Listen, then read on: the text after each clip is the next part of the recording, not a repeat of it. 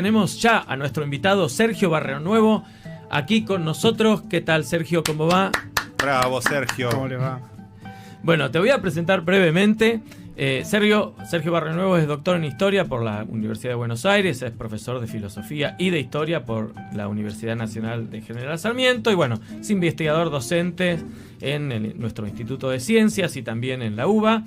Y su área de investigación, y por eso lo convocamos hoy, es Historia de Atenas durante el período clásico, con especial interés en la historia intelectual durante la democracia ateniense. Y como hoy estamos hablando de tiempo, te convocamos. ¿Qué tendrá que ver todo eso de Atenas con el tiempo, no? Sí, a ver, el derrotero tiene que ver más que nada con la cuestión vinculada a la historia intelectual, ¿no? Uh-huh. Porque justamente la historia intelectual y dentro de la historia intelectual, principalmente la historia conceptual, lo que trata de pensar es que la disputa acerca del significado de los conceptos es siempre una disputa política. Uh-huh. Cuando estamos discutiendo acerca de qué significa el tiempo, qué significa el espacio, qué significa la ley, qué significa la costumbre, qué significa la naturaleza e incluso qué significa la democracia, estamos en lo que Elías Palti, un amigo acá de la casa, Elías Palti sostenía que era él decía esa base, ese suelo objetivo de indecidibilidad, ¿no? Aquellos espacios donde no hay nada decidido y donde tomar una decisión es tomar una posición política. Claro. ¿No? Casi en un sentido incluso smithiano, ¿no? Que todo concepto es un concepto polémico y en tanto polémico es político, ¿no? Entonces, definir un concepto o discutir acerca de la definición de un concepto es entrar en una discusión política. Y tomar posición es básicamente definir ahí quiénes están de un lado y quiénes están del otro, ¿no? Después, si un lado y el otro lo definimos como amigo o enemigo, ya es un problema a discutir después, pero no. Pero bueno. La cuestión venía que todo esto de la democracia y el tiempo tiene que ver con un poco con esta discusión. Discutir qué es el tiempo es una discusión básicamente política. Bien. Okay. Muy bien. Bueno. Bien. Si quieren les doy el pie. No, por favor.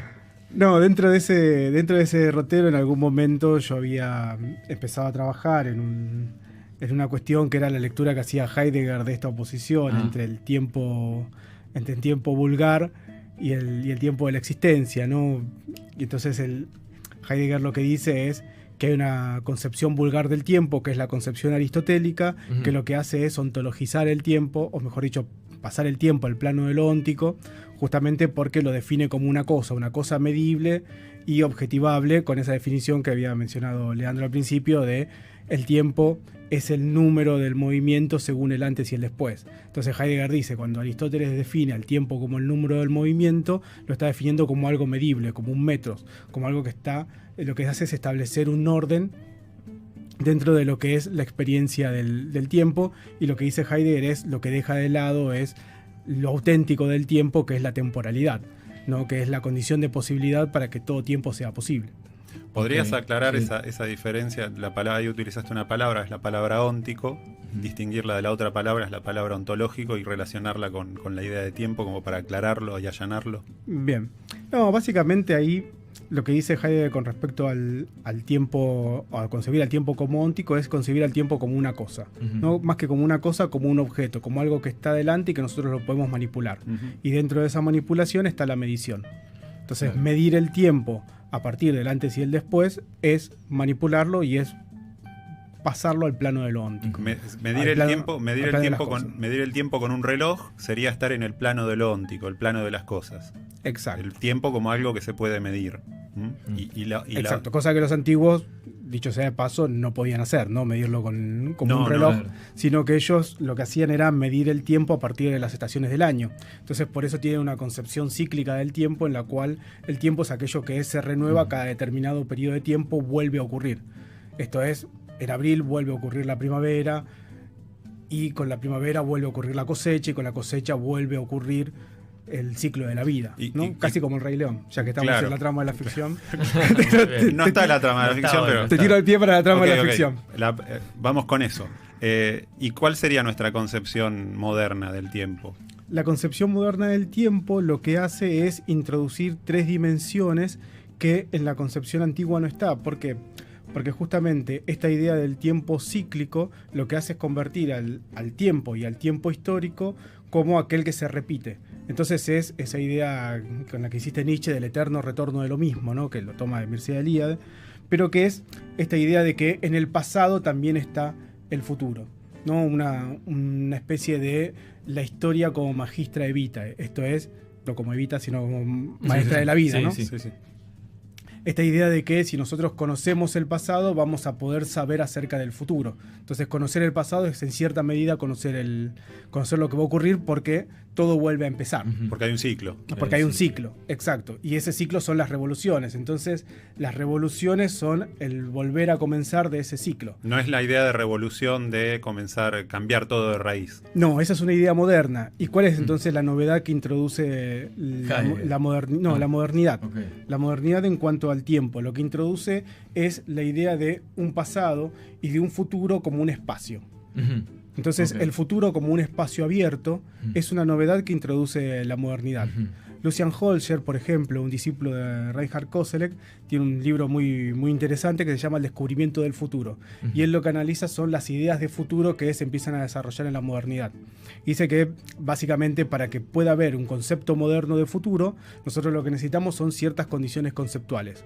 Claro. Esas condiciones conceptuales son, básicamente, la idea de que el futuro es un lugar, la espacialidad del futuro, que aparece, por ejemplo, en Marx con esta idea de que el comunismo es el lugar al cual la sociedad va a llegar en una determinada evolución, pero también la otra condición conceptual para poder pensar el futuro en términos modernos es la idea del sujeto.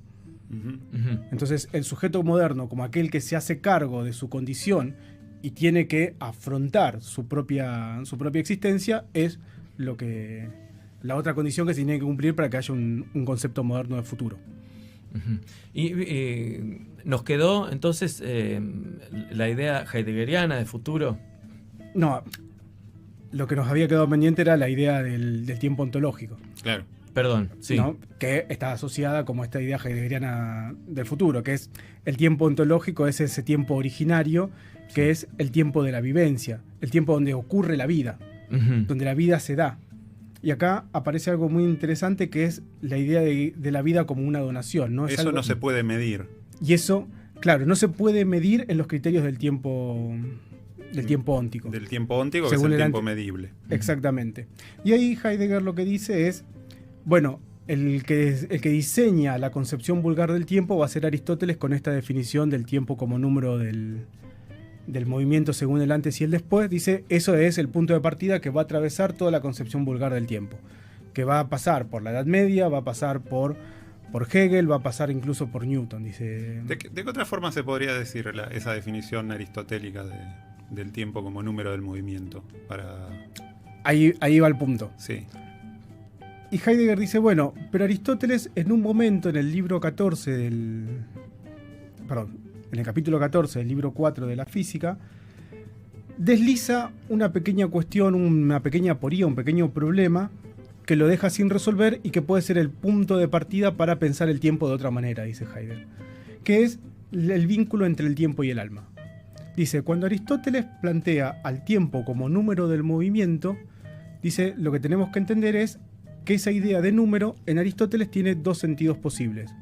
O bien es un número porque es aquello numerado y por lo tanto también numerable, o es un número porque hay alguien que lo pueda numerar, ¿no? Entonces, ahí lo que dice Heidegger es, ahí tenemos una pista para poder entender otra concepción del tiempo, que Aristóteles no desarrolla.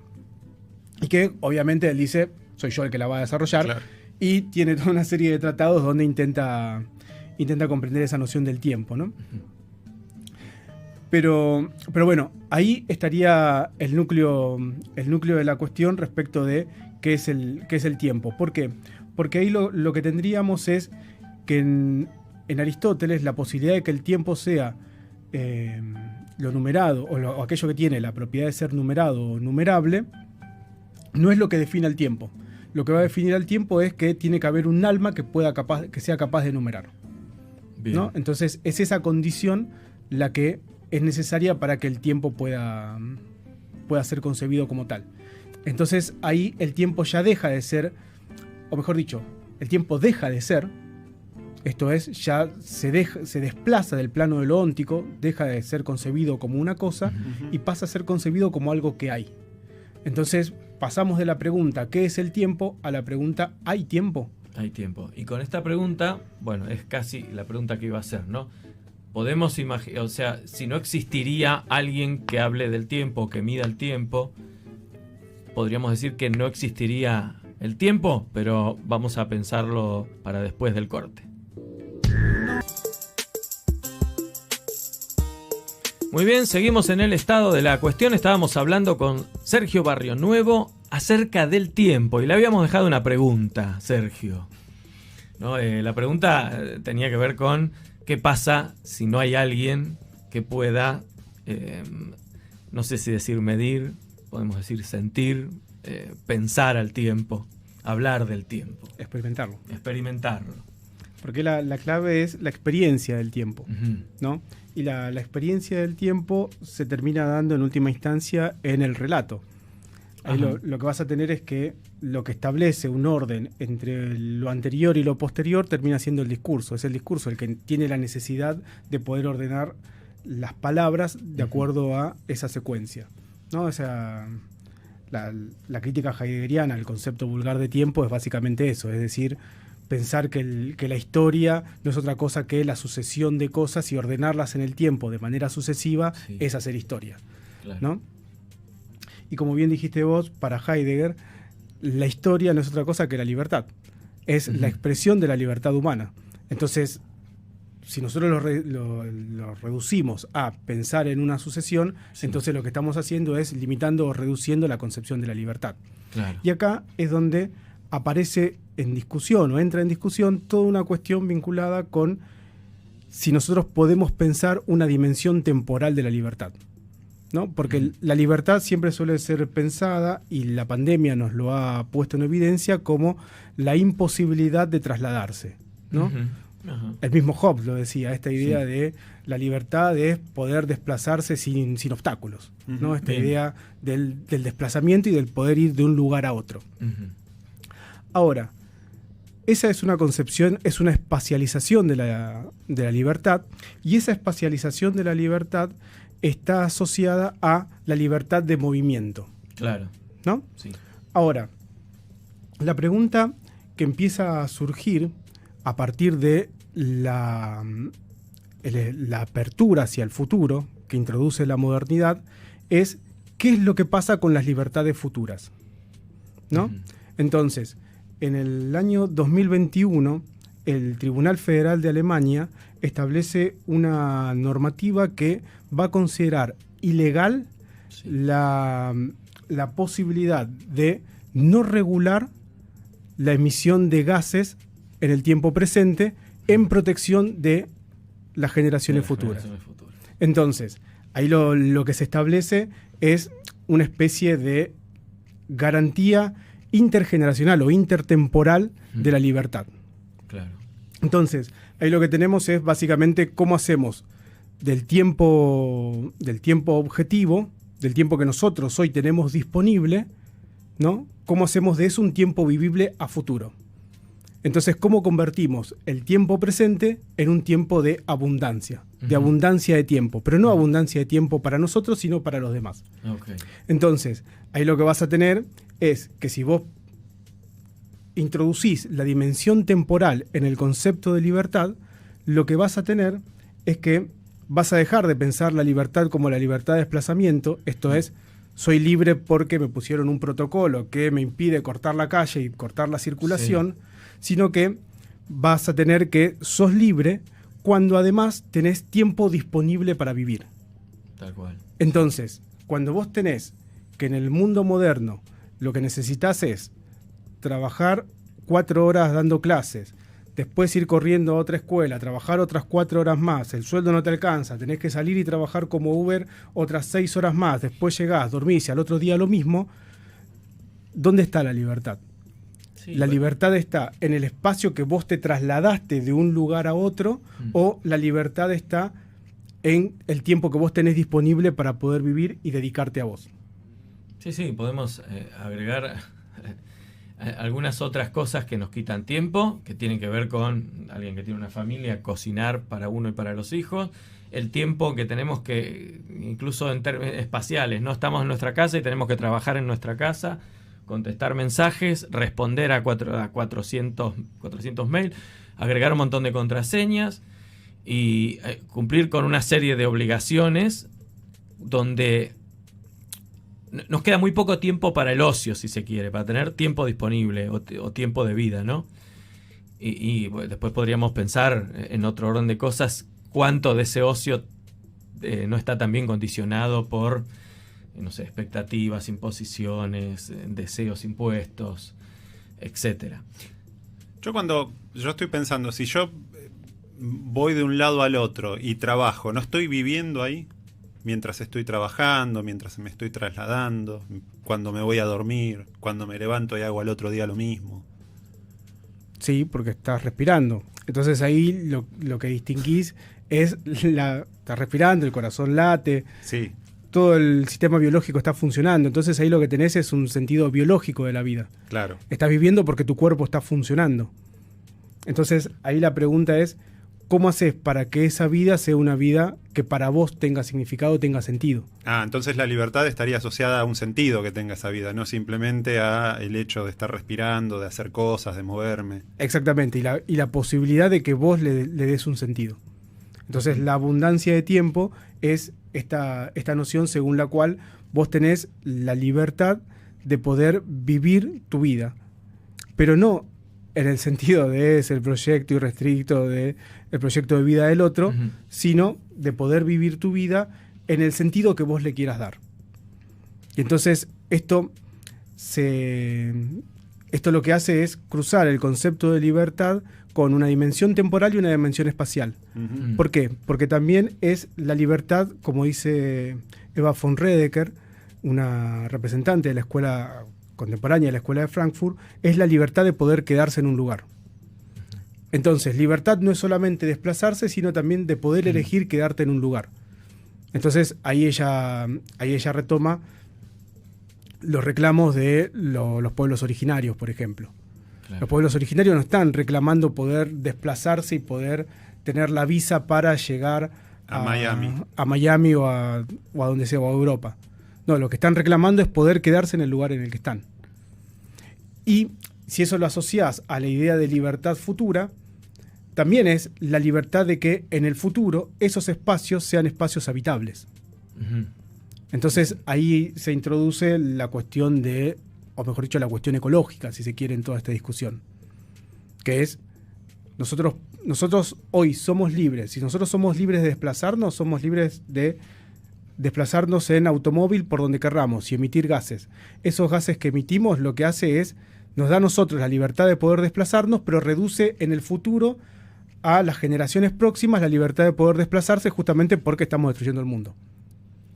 Entonces, lo que propone Eva von Redeker es poder establecer una especie de equilibrio entre estas dos dimensiones, entre la dimensión de la libertad presente y la libertad futura. Que el ejercicio de la libertad sea sustentable, en otros términos, ¿no? Exactamente. Y además, pensaba también en esta cuestión de la libertad a futuro, en las posibilidades de elección del propio trabajo de cada uno de los sujetos que viven en una sociedad, en relación también a la alienación, por ejemplo, ¿no? Reproducir en el tiempo la misma actividad de un modo repetitivo, de un modo poco creativo, y en relación con eso la posibilidad de poder elegir hacer esa tarea o no hacerla, también es un problema de elección a futuro, si se quiere, de pensar un tiempo a futuro. Para dar un ejemplo, en la universidad le da a mucha gente la posibilidad de en el futuro tener una actividad o desarrollar una actividad determinada que puede tener un sentido para uno o no. Digo, no es lo mismo, uno puede probar después si no le puede gustar, pero no es lo mismo, creo, elegir una actividad, una carrera, que estar destinado a ocupar un lugar en el sistema de producción en el que te toca un lugar depende el sector social al que perteneces, ¿no? Como sabemos que suele pasar. Sí, en ese sentido el derecho a la educación se convierte en un derecho al futuro. En un derecho al futuro. ¿No? Ese es un poco el razonamiento, ¿no? que se plantea. Esto es, no desplazar de la idea de libertad o del concepto de libertad, desplazar la dimensión espacial, sino introducir además la dimensión temporal. Uh-huh. Por eso hoy les decía que toda discusión acerca de qué es el tiempo también es una discusión política. Sí, claro. Porque ya no es solamente pensar en una entidad abstracta, ¿no? O pensar en una entidad objetiva, sino además pensar en una entidad que en esa objetividad nos abre la posibilidad de poder hacer o dejar de hacer cosas. Cuando nosotros definimos un concepto, estamos haciendo eso. Estamos abriendo un marco conceptual que le da sentido a nuestras acciones. Entonces, la disputa acerca del significado de los conceptos no es otra cosa que una disputa política por qué es lo que podemos hacer y qué es lo que podemos dejar de hacer. Uh-huh. Y qué es lo que está en el horizonte de lo que podemos hacer. Claro. Y esta idea del tiempo, ¿es una idea del tiempo que se puede pensar solo en democracia o es una idea del tiempo o una concepción del tiempo que se aplica a otro tipo de orden político? En principio es una idea que va a estar asociada a la democracia, porque la democracia lo que introduce es la idea de un sujeto político que toma las decisiones, o mejor dicho, que se convierte en soberano de sí mismo. Uh-huh. Entonces, es en ese contexto donde el futuro aparece como una apertura. Reinhard Koselleck va a decir que en la modernidad es el siglo XVIII donde esa fractura se produce, y Christian Mayer, un discípulo de Reinhard Koselleck, va a sostener que es el siglo V el periodo en el mundo antiguo en el cual ese quiebre se produce. Y es en el siglo V justamente por el advenimiento de la democracia. Uh-huh. Uh-huh. Entonces, es el advenimiento de la democracia lo que convierte al siglo V en un periodo umbral entre dos mundos posibles. Entonces es la apertura a otro mundo posible, va a decir Mayer, casi con un lenguaje, si se quiere, leibniziano de Lewis, ¿no? Uh-huh. Me quedé pensando un poco con la pregunta y con tu respuesta en la participación en un sistema democrático donde no hay participación. Se supone que un sistema democrático implica la participación más allá de las elecciones y en general a veces la democracia es vivida como algo que se reduce solamente a un acto y es un sistema en el cual los individuos, vamos a decirlo así, no participan en las decisiones, ¿no? ¿Cómo podemos pensar entonces ahí este concepto de tiempo y de libertad cuando hay un régimen democrático pero limitado? Uh-huh. Sí, ahí el problema que tenés es una de las novedades conceptuales que introduce la modernidad es el concepto de representación. Claro. Entonces, la representación como mediación entre el pueblo soberano y el representante es lo que hace lo que establece a la participación como una condición necesaria para que esa democracia ocurra. Sí. En el caso del mundo antiguo, en la Grecia clásica, vos no tenés el problema de la representación. Claro. Porque el demos era soberano tomando decisiones en la asamblea, reunido en la asamblea, mejor dicho. Eso es lo que Julián Gallego dice, lo que introduce la democracia ateniense es justamente al constituir al demos, al pueblo, como un sujeto político. Y eso se produce como un acontecimiento, porque se produce en cada acto donde el demos toma decisiones. Sí. Sí, estaba pensando justamente en eso, ¿no? Vos hablabas del siglo V y pensaba en el ciudadano ateniense, no todos los que vivían en Atenas, sino el varón, el que estaba en condiciones de participar en la asamblea, que participaba en la asamblea. Sí, quería traerlo por ahí a las democracias actuales. Sí, pero es interesante porque en el siglo V vos vas a tener toda una discusión acerca de la posibilidad de que esos ciudadanos participen y se introduce nuevamente esta idea de el tiempo disponible, ¿no? El tiempo disponible para dedicarlo a la política. Claro. Porque hay toda una crítica a la democracia ateniense que va a venir por parte de la oligarquía la oligarquía terrateniente en Atenas, que es justamente el hecho de que los campesinos no pueden participar en política porque no tienen el tiempo disponible para dedicárselo. Entonces, ahí es lo que las fuentes indican, empieza a introducirse una especie de sistema de pago a alguien que vaya en nombre de. Claro. Entonces, aquel que es sorteado para participar de los tribunales le paga a otro que tiene el tiempo disponible para poder hacerlo. ¿No? Entonces, todas esas prácticas van a ser objeto de discusión por parte de la oligarquía terrateniente en Atenas. Y nuevamente aparece esta idea del tiempo disponible, ¿no? Claro. Que para que haya democracia tiene que haber tiempo disponible, un tiempo vivible para dedicárselo a la vida en común. Claro. O sea que si estamos en un mundo en donde permanentemente nos introducen en distintos dispositivos, en donde lo único que tenemos que hacer es trabajar, es muy difícil tener el tiempo disponible para sostener una democracia. Exactamente, lo que decíamos hoy, la abundancia de tiempo. Lo cual es una mala noticia. No deberíamos terminar así este rato que le estamos dedicando, porque no sé, ¿tenés alguna buena noticia para dar al respecto? ¿Qué se podría hacer, por lo menos? No, ¿qué hacer? Es toda una pregunta que hay una tradición tratando de responderla. Y no sos muy leninista vos, ¿no? No, bueno. Muy bueno, se nos acabó el tiempo. Muchas gracias, Sergio Barrionuevo. ¡Bravo! Pasaba Sergio Barrionuevo por el estado de la cuestión. Cruce.